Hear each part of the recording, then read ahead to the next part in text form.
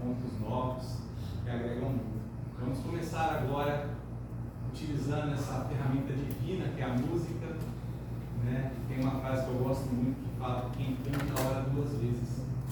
A gente possa usar os nossos sentimentos mais profundos para a gente se conectar com essa espiritualidade maravilhosa que com certeza já preparou todo o ambiente, que a gente possa ter essa imersão, tá bom, meus queridos?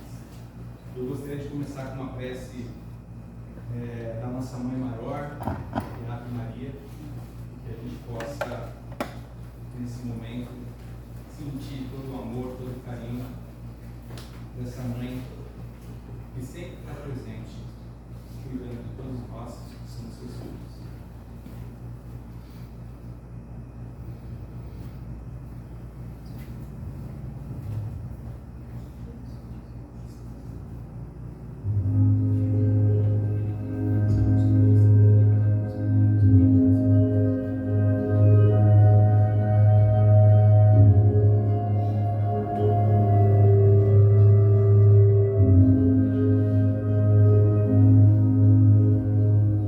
Oh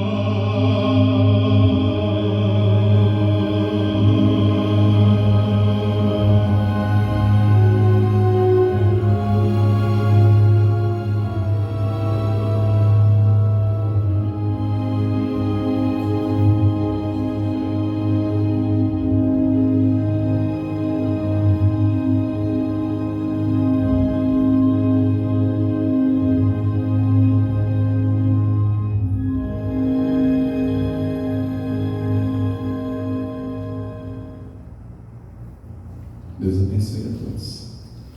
E eu gostaria de fazer para vocês agora, aproveitando a oportunidade, uma música que fala de Jesus. Quem gosta de falar de Jesus? A gente sente até uma saudade dele, não sente? Então essa música fala muito de Jesus.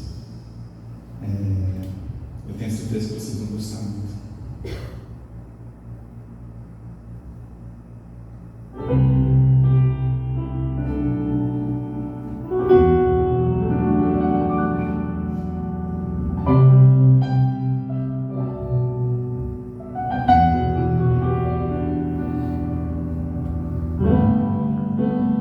Como Zaqueu,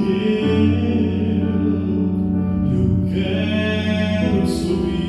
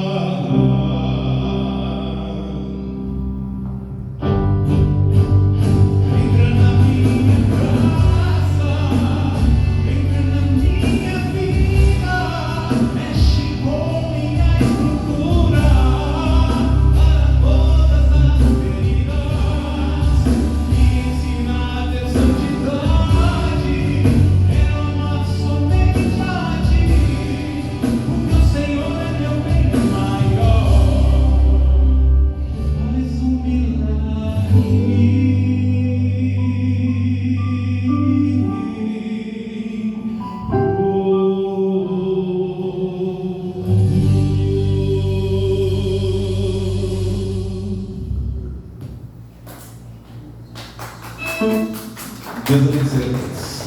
Vamos chamar nosso querido amigo aqui.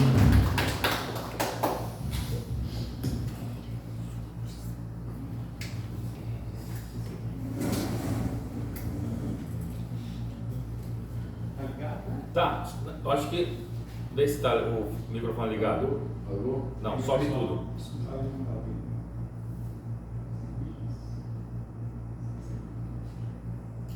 Tudo pra cima. Aí. Alô? Aí. Muito bom.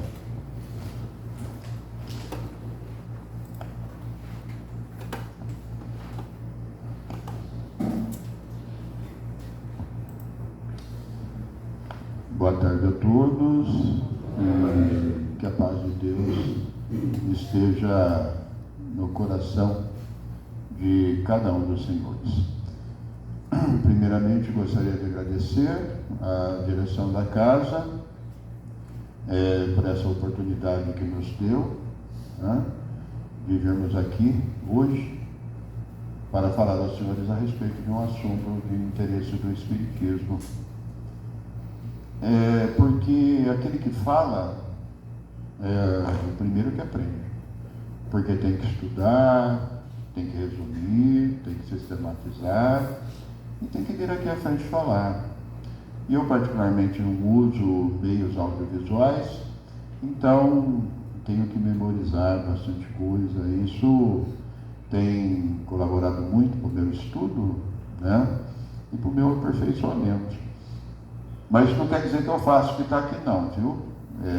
Isso aqui é o que eu estudei mesmo, né? Tem muito pouco de mim, né? E tem mais dos autores de Kardec e dos autores espirituais, tá? Então, gostaria, fica aqui a minha gratidão e o meu reconhecimento a essa casa espírita. E também hoje a Renata, que está me acompanhando aqui, né? Que saiu da sua casa no sábado, deixou sua família e veio nos acompanhar aqui para nos apoiar aqui na palestra, né? Ela é idealizadora desse ciclo de palestra que trata de assuntos bastante sensíveis e que muitas vezes não são falados nas casas espíritas, mas precisam ser discutidos. E também o Carlos, né? Que embalou aí os nossos pensamentos, as nossas vibrações, harmonizando o ambiente, né? Com essa música maravilhosa da história do Zaqueu, né? E do encontro dele com Jesus. Então, gostaria de agradecê-los também. Toda palestra que faço, ela tem um motivo qualquer, né? Nas palestras, para mim, não surge do nada. E eu também não gosto de falar tema dos outros. A pessoa chega assim, você vai lá falar? Eu vou, fala tema tal, né? Ele quer ouvir a respeito daquilo, mas às vezes a gente não domina. E eu gosto de falar os temas que eu escolho, né? E eu sou juiz, né? Eu sou juiz, já vai completar agora em março, 31 anos, né? Aquela foto ali era do começo da reencarnação. Eu ponho porque outro dia um amigo falou assim para mim, falou, nossa, Birajara, você já está mais parecido com aquele cara que veio da outra encarnação do que como você chegou aqui. Aí eu falo, não quero não quero ser que nem nessa aqui agora, bonito. Então põe aquela foto bonita. Então aquela foto é minha, por incrível que pareça, mas hoje é fake, infelizmente. É um fake verdadeiro, porque não é de hoje, mas é minha sim. Quando eu morrer, se realmente acontecer aquela coisa de rejuvenescer, eu quero ficar daquele jeito ali. A não ser que eu tenha sido mais bonito em outro, aí eu vou ser de outro, tá? Então, toda palestra vai ter um motivo, tem uma motivação qualquer.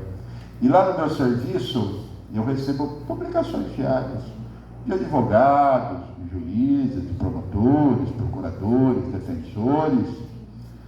E outro dia eu recebi lá uma publicação de um advogado, ele contando, né, que nos presídios estavam sendo construídos locais para colocar, acomodar gatos e cachorros, né?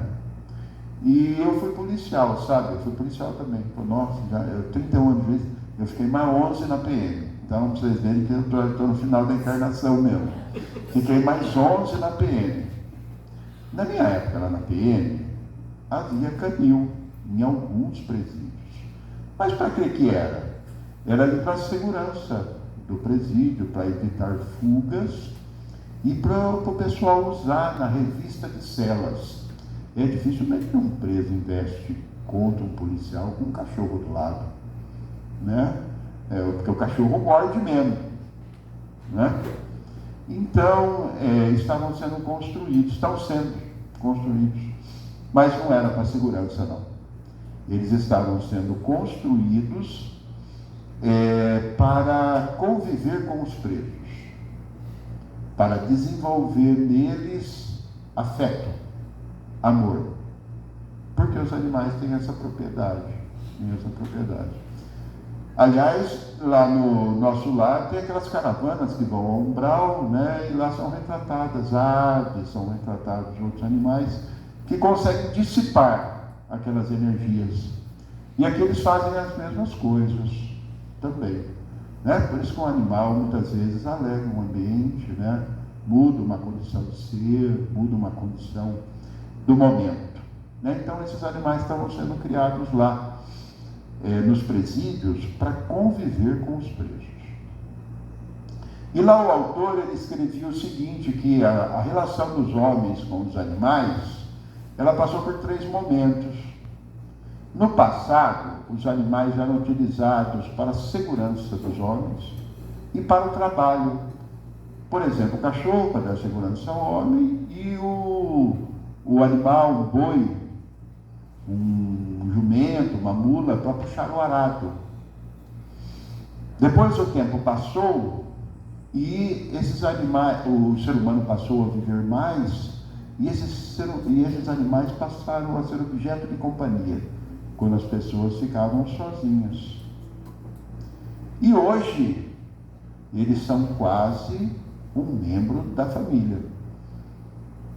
Lá no fórum, já não é difícil e até comum ver pessoas discutindo em ações de divórcio a guarda de animais. Guarda de animais, direito de visitas, pensão alimentícia e tem até gente deixando herança para bicho. Então eles são quase alguém da família. E vocês sabem que... Por que a pessoa estava escrevendo isso, o advogado ali? Estava escrevendo porque nós temos um projeto no Congresso Nacional que altera o Código Civil, que atualiza. Nós temos um Código Civil. O Código Civil é a lei que regula a relação entre as pessoas, entre os particulares. Nós temos um projeto, nós temos um Código Civil, ele é de 1916. Ele é cópia do Código Napoleônico, né? Ele foi revisto em 2002 e agora está sendo revisto de novo. E lá no Código Civil, hoje, os animais são coisas. Eles são classificados como coisas, como semoventes. Semovente é uma coisa que se movimenta sem perder sua essência. Ele é um semovente. E no novo código, a alteração é que eles deixarão de ser coisas para serem considerados seres semiscientes, sencientes. O que é um ser senciente? É aquele que é titular de direitos e que tem emoções positivas e negativas. Então, se passar, os animais serão considerados titulares de direitos e serão reconhecidas as emoções positivas e negativas que eles têm. Tá? Vai mudar. Vai passar isso aí? Sei. O nosso congresso hoje ele é dominado por bancadas de centro-esquerda. Das 6 maiores bancadas, 5 são centro-direita, né? Centro-esquerda não, centro-direita. E a direita, ela é conservadora, ela é reflexa mudanças. Enquanto que a esquerda é liberal, né? Alguém já traduziu, diz que o conservador é aquela pessoa ligada aos erros do passado. E o liberal é aquele que quer cometer outros erros, quer fazer os erros novos. Não é mesmo? Porque todo mundo era. Então essa é a diferença do conservador. Hoje o Congresso é dominado por bancadas de centro-direita, que são conservadoras, e por bancadas religiosas, evangélicos. E sabe do que eles têm medo?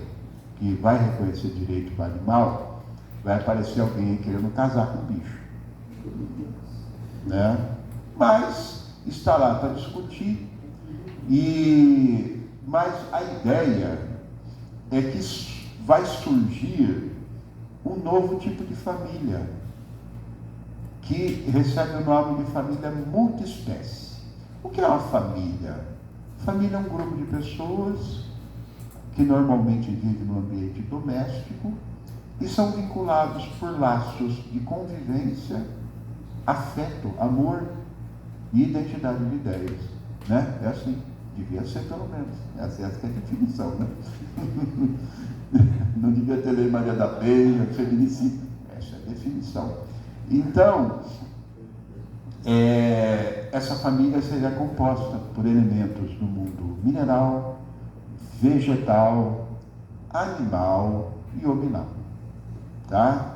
Seria um passo para a família universal. O que é a família universal? A família universal pode ser resumida naquela fala de Jesus: um só pastor, um só rebanho. Tá? Então, aí eu lendo aquilo ali, né, eu falei assim, família multiespécie, né? Eu falei assim, o pessoal conhece pouco esse negócio de família. Então vou fazer uma palestra, Família e Espiritismo, entendendo os novos formatos. Nós hoje temos cerca de 10 tipos de famílias, 10 tipos, né? Legalizadas já 8 e 2 aí em vias de formação, tá? E a nossa conversa hoje é a respeito disso: família, espiritismo e novos formatos, tá? E tudo que vou falar para os senhores hoje é com base em ciência, né? E com base em religião, porque o espiritismo é ciência, o espiritismo é filosofia e é religião. Mas infelizmente as pessoas têm se dedicado mais a falar de religião, e isso tem tornado as palestras cansativas e pouco atraentes. A pessoa tem que sair daqui e tem que ter aprendido alguma coisa para a sua vida na comunidade e para a sua religião. Então tem que aprender a respeito dessas duas coisas, tá? E eu vou falar família, novos formatos. Como é que eu vou... E eu vou procurar falar só o essencial, né? Porque conta a literatura americana que na posse dos presidentes dos Estados Unidos, quem falou menos foi George Washington. 130 palavras no seu segundo mandato. Quem falou mais foi William Truder, mais de 9.000 palavras, 1h40 falando. Truder, e naquela época, as posses dos presidentes era feito em meio aberto, num jardim, né? E a época era de inverno. Truder morreu 30 dias depois da posse de pneumonia, em razão da friagem que tomou. Então, lá existe como que uma maldição em relação ao orador que fala muito. Quem fala muito morre logo. Tá? E eu vou desenvolver o tema da seguinte maneira. Eu vou contar como é que eu desenvolvo o tema, né? Sabe por quê? Eu fui militar, né? E a gente saía para correr, rapaz, isso me dava um mal-estar, porque eu não sabia até onde a gente ia correr. E eu já começava cansado. Quando a gente não sabe onde vai chegar, a gente já fica cansado antes. Então eu vou falar aqui já para você programar isso, ó, a sua cabeça, o seu horário. Assim, ó, o orador vai falar isso, está perto, está longe, está no meio, vai acabar. Tá? Então eu vou falar da formação da sociedade, né? Depois vou falar da formação das famílias, depois vou falar do surgimento do casamento no Império Romano, o casamento do cristianismo, na Idade Média, no Brasil colônia, no Brasil Império, no Brasil República, até os dias de hoje, a família decorrente do casamento, né? E as diversas formas de família que surgiram depois que a família foi desvinculada do casamento.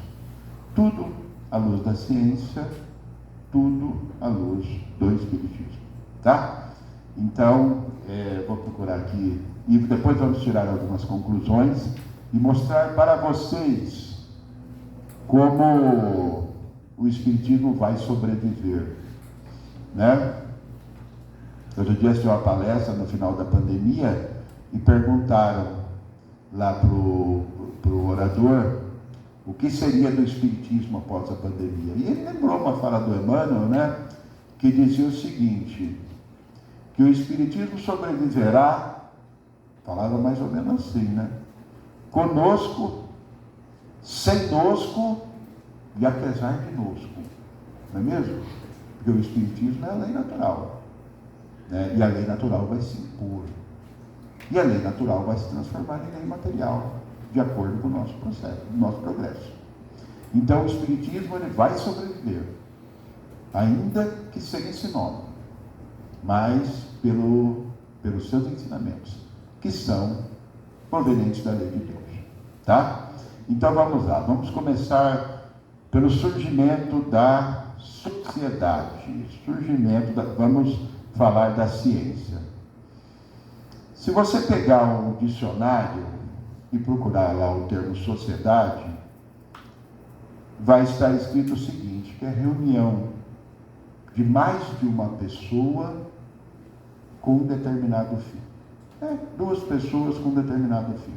A sociedade existe lá na sua casa, na sua família, entre parentes próximos, entre parentes distantes, entre vizinhos, entre amigos, entre desconhecidos, na comunidade, no Estado, né? Tudo isso são formas de manifestação da sociedade, da união das pessoas, com uma finalidade qualquer, né? Como surgiu a sociedade? Essa vida de dois ou mais com um objetivo, como é que ela surgiu?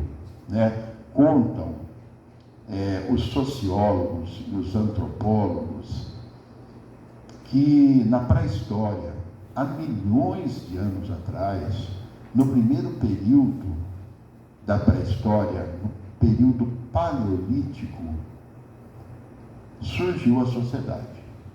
Mas de onde surgiu a sociedade? Naquela época, habitavam no nosso planeta hominídeos. Hominídeos eram homens mais ou menos parecidos conosco. Provavelmente nós, nas nossas primeiras encarnações, no nosso mundo, que era um mundo primitivo. Aí o hominídeo, como vivia o hominídeo? O hominídeo vivia perambulando pela face da terra. Então, ainda hoje você vai lembrar do que eu falei. Quando você for ao mercado e ver lá um imigrante, Bauru está cheio de imigrantes.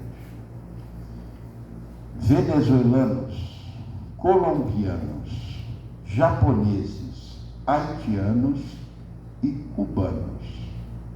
Quando você ver aquelas pessoas andando aqui entre nós, você vai lembrar que isso vem lá do começo das nossas encarnações nesse mundo, quando nós perambulávamos pela face da terra.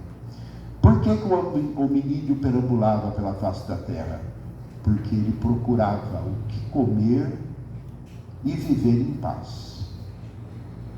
E esses imigrantes procuram o que comer e viver em paz, porque nos seus países eles já não têm condições de viver assim.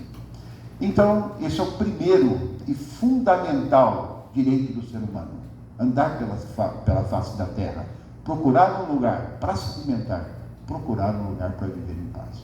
E nós devemos respeitar todos os fluxos migratórios, daqui e de outros países, e não repudiá-los e não expulsá-los, porque eles buscam um lugar para comer, eles buscam um lugar para viver em paz.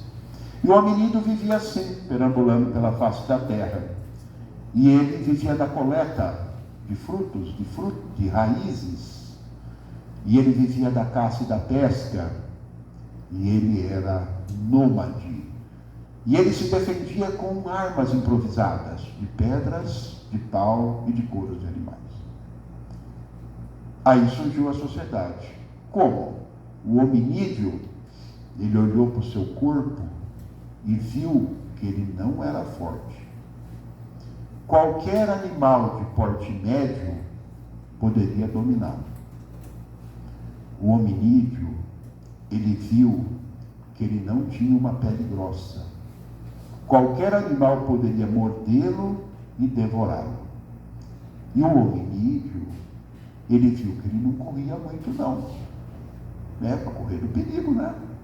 Qualquer gato do mato passava na frente dele. Aí ele chegou à seguinte conclusão: nós temos que viver em grupo para nos defender. Assim surgiu a sociedade, a vida de mais de uma pessoa com um objetivo comum. A sociedade surgiu em torno do instinto de conservação. O que é um instinto de conservação? Essa força interior que Deus lhe deu, uma inteligência não raciocinada, que serve para você defender a sua vida e a vida da sua prole. Por quê? Porque a vida é interessante para o espírito. A vida é importante para o espírito. A maior parte do seu progresso se executa nas reencarnações. E ele tem que lutar para preservar a sua vida, para resgatar os seus erros e para progredir. Por isso Deus lhe deu o instinto de conservação. Então assim surgiu a sociedade no Paleolítico. Depois de milhões de anos. Depois de milhares de anos, essa sociedade evoluiu. Esse hominídeo, ele continuou sendo coletor, vivendo de catar raízes, frutos, caça, pesca. Ele continuou a se defender com armas improvisadas, mas ele aprendeu a se organizar e se transformou em seminômade. Ele andava uma época do ano, parava outra, de acordo com eventos climáticos. Muito calor, muito frio, erupções vulcânicas, então ele estacionava em cavernas.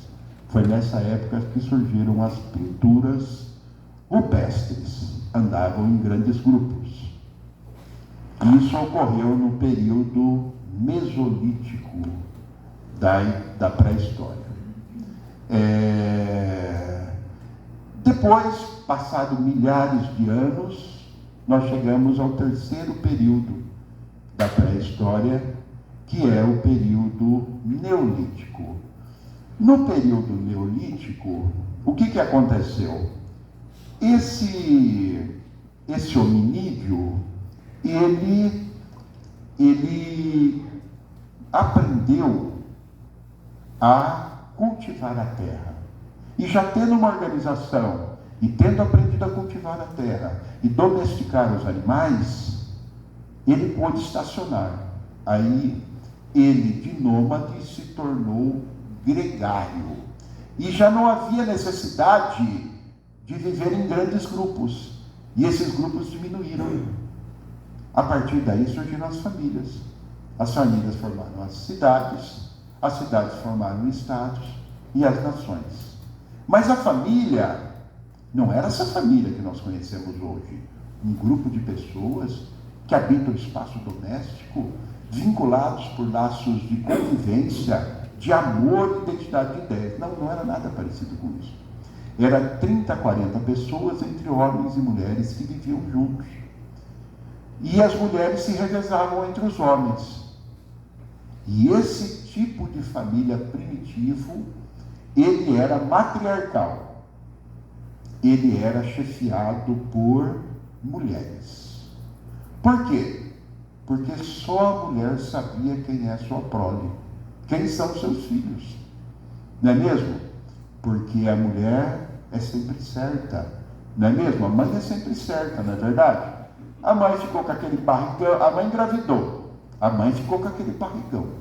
A criança nasceu de dentro dela. Se não trocou na maternidade, a mãe é aquela mesmo, não é mesmo? Lá na época não tinha maternidade, não é mesmo? Como diz a Renata aqui na palestra dela, né? A mãe já nasce feita, né? O pai é que se faz. O pai é duvidoso. Aí você fala assim, mas por que o pai é duvidoso? O pai, eu vou explicar para vocês por que é duvidoso. Alguém sabe aqui por que o pai é duvidoso? Não? Né? O pai é duvidoso por quê? Porque a maior gravidez da natureza humana é de quanto tempo? 300 dias. A menor gravidez da natureza humana, quanto que é? 180 dias. Viável, uma gravidez viável. Hoje, até com 150 dias, se salva uma criança. Mas, para o mundo jurídico, é viável uma criança nascer até com 180 dias, até 300 dias. Só que, para o homem ser pai dessa criança, dentro dessa conta, ele tem que ter mantido relações sexuais com a mulher 120 dias antes dela engravidar, para poder gerar uma gravidez mínima ou uma gravidez máxima. Agora, se nesse período de 120 dias a mulher teve mais de um parceiro, aí não sabe quem é o pai. E hoje tem exame de DNA, naquela época não tinha. Então as famílias eram matriarcais, porque os pais não sabiam quem eram seus filhos, porque as mulheres se revezavam entre os homens. Tá? E foi da necessidade de conhecer os filhos, e quem eram os pais desses filhos, que essa família se tornou monogâmica, de um parceiro só, ou poligâmica de poucos parceiros. A necessidade de conhecer o pai, para ele se responsabilizar pela pessoa do filho, e depois porque eles morriam para deixar a herança. Aí surgiram as famílias monogâmicas e poligâmicas de poucas pessoas. Né? Aí a família passou a ser patriarcal. E essa família se organizou através do casamento. A família surgia do casamento. E como é que é no Espiritismo, né?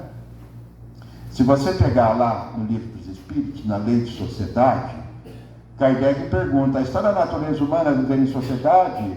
O Espírito responde, sim, está na natureza humana. Se Deus lhe deu a fala e outras habilidades, era para viver em sociedade. Aí Kardec pergunta sobre o isolamento. Ele fala que é reprovável e que o homem busca a sociedade por instinto.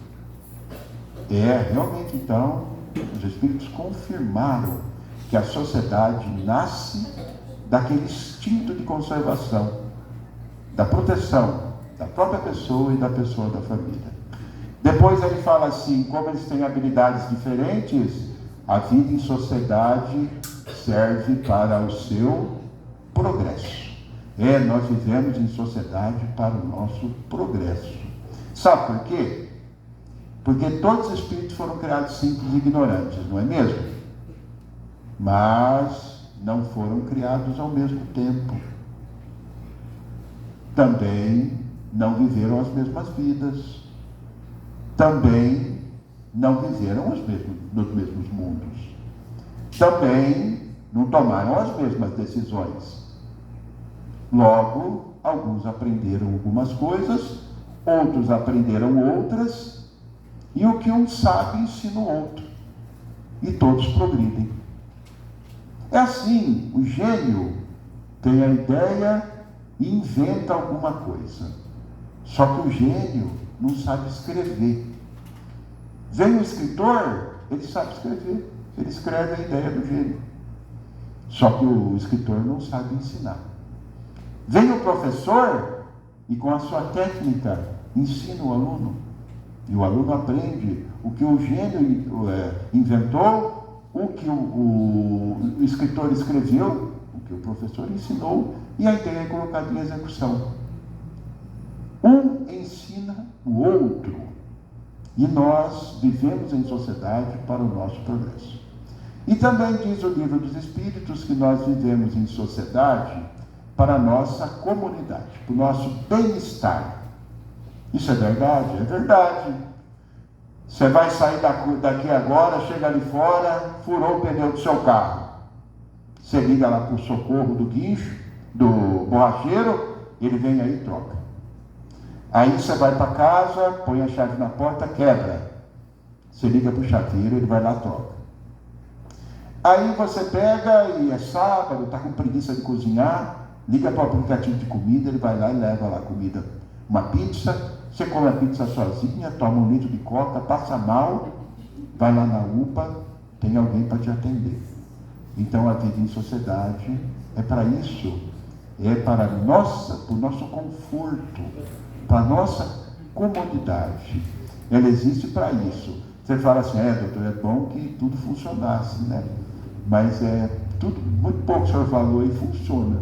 Eu falei, pois então, já está escrito. Só basta a gente colocar em execução, não é mesmo? Né? E você chega lá na UPA, o médico não está, foi para não sei aonde, você liga para o aplicativo, demora. Outro dia eu tive que andar de Uber, sabe? O problema do Uber é o seguinte, que o aplicativo é mais rápido que o carro. Então, você está ali, na sua casa, o carro vai chegar em 1 minuto. Você põe a roupa correndo, sai lá fora, toma 10 minutos de chuva, aquele carro não chega. Pô, não é chegar em 1 minuto? Né? Não, chega em 10.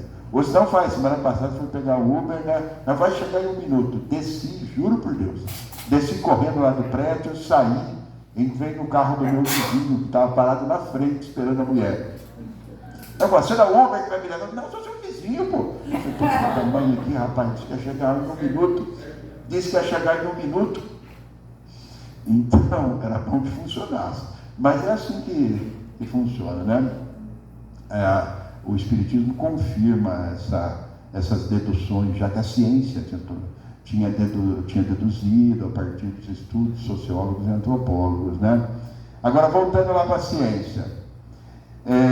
Vamos falar um pouquinho do isolamento, né? E aí Kardec pergunta, né? Aí os espíritos respondem, né? Que o ser humano nasceu para viver em sociedade. E no isolamento, ele se embrutece e se estiola. Quando começou a pandemia, né? O pessoal cogitava-se, né? Como é que o ser humano ia sair da pandemia? Todo mundo achou que ia sair purificado, isso, aquilo, né? O próprio Espiritismo fala, né? Que são uns trancos, solavanco aí para forçar o progresso. E progrediu, sim. Mas só que Kardec já havia dito, no isolamento, o ser humano se embrutece e se estiola, se enfraquece. Aí os índices de criminalidade caíram todos, mas aumentou os índices de violência doméstica. Nunca se bateu tanto mulher, nunca se matou tanto, que nem na pandemia e no pós-pandemia. Depois as crianças voltaram para a escola, tudo agressiva, xingando o professor, batendo uma na outra. Hoje eu só tenho ocorrências em sala de aula lá para julgar. Menino manda o professor tomar no cu, bate no outro, aciona o extintor, joga poeira um no outro lá, pó químico. Está desse jeito. Por quê? O Espiritismo já disse. No isolamento, o espírito, ele se embrutece, ele fica bruto, porque é no convívio do dia a dia que a gente se harmoniza, e ele se estiola, ele se enfraquece. o seu raciocínio diminui, as suas relações sociais diminuem, ele diminui como espírito, né? Não há regresso, mas o progresso que podia ser alcançado é perdido em razão do isolamento, tá? Isso é o que diz o Espiritismo. E então vamos voltar lá para a ciência, né? A família surgiu lá, daquela necessidade de conhecer o homem, a patriarcal, né? E ela se organizou no casamento. Agora, casamento que eu estou falando, não é esse casamento que a gente conhece hoje, não.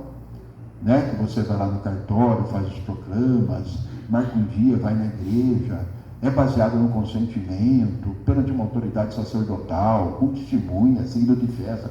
Não, isso é coisa de hoje. Isso aí surgiu no Concílio de Trento, lá no século XVI, esse formato. Mas quando se fala que a família, há milhares de anos atrás, se organizou na forma de casamento, é que é uma regulamentação da vida em comum. Essa regulamentação podia ser institucional, cada país tinha suas leis, ou com base nos costumes. Então, quando fala que a família surgiu com base no casamento, é com uma regulamentação que existia à época. O casamento é muito antigo. Ninguém sabe onde começou isso aí, né? No Código de Hammurabi existem disposições sobre o casamento.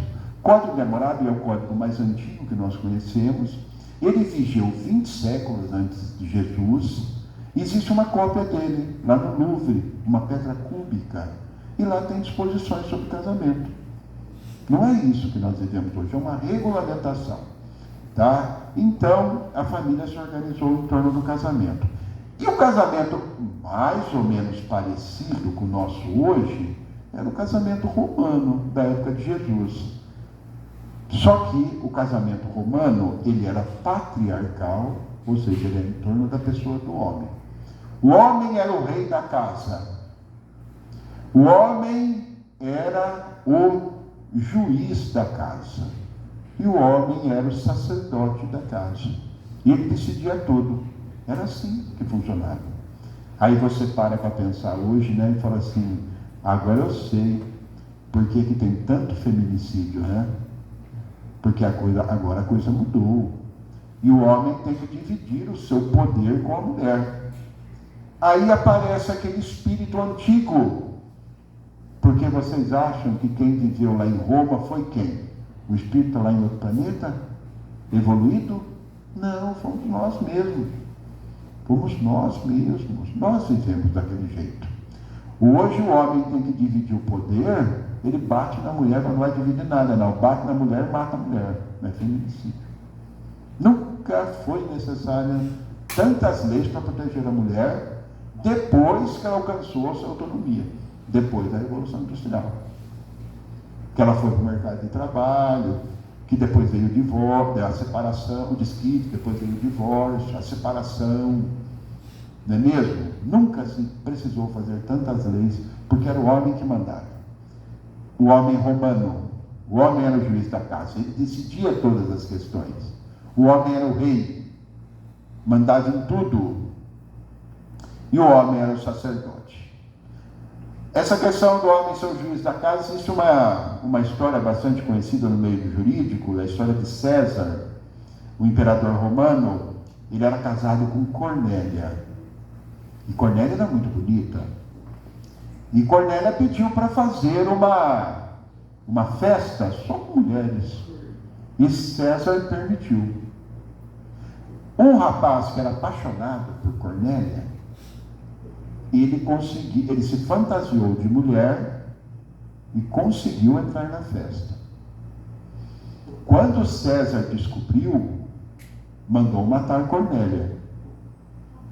Aí os assessores de César chegaram para ele e disseram o seguinte: mas César, Cornélia é honesta.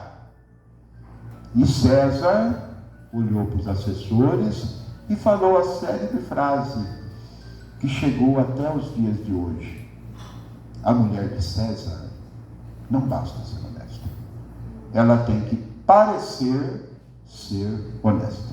Manda matar. E já era, Cornélio já era. Foi assim. Então era juiz da casa.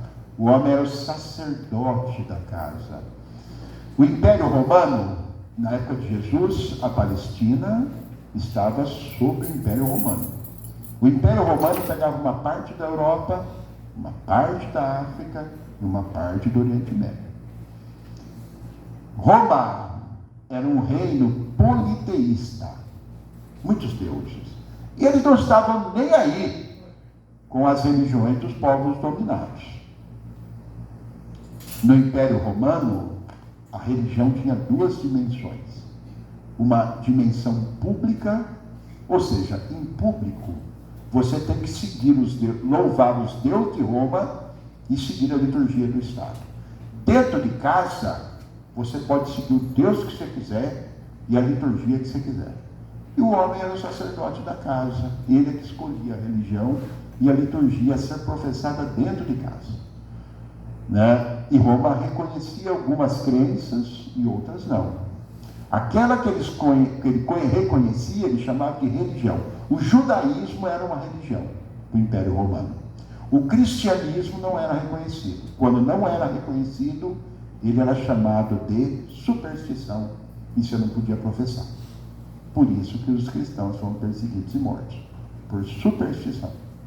Né? Então, o homem era o sacerdote da casa. E é esse homem que veio até os dias de hoje aí, quer ser rei ainda, quer ser juiz e quer ser sacerdote. Mas só que agora ele só tem metade do poder. A outra metade é da mulher. Entendeu?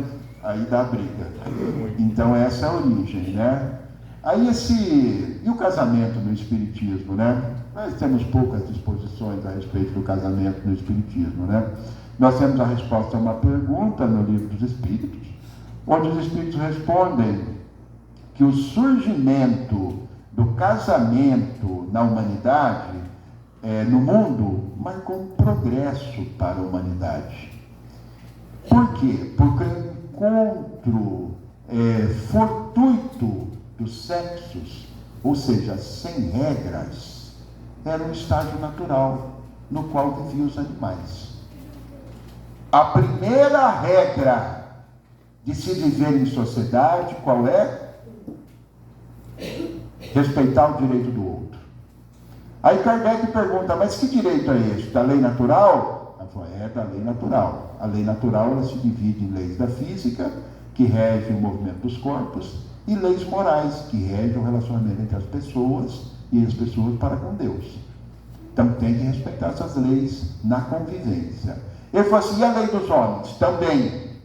Que a lei dos homens é auxiliar da lei divina. Tá?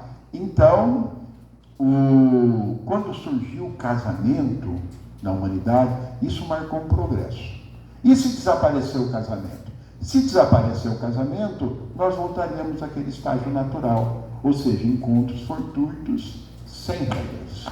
Sem regras, o que seria um retrocesso. Nós temos que viver com regras. São as regras que balizam a nossa vida e o nosso comportamento. Senão, um mata o outro. Tá? Então é isso. E o casamento, né? Bom, nós vamos fazer um intervalo e depois nós vamos do casamento para frente. Aí agora vai ficar bom.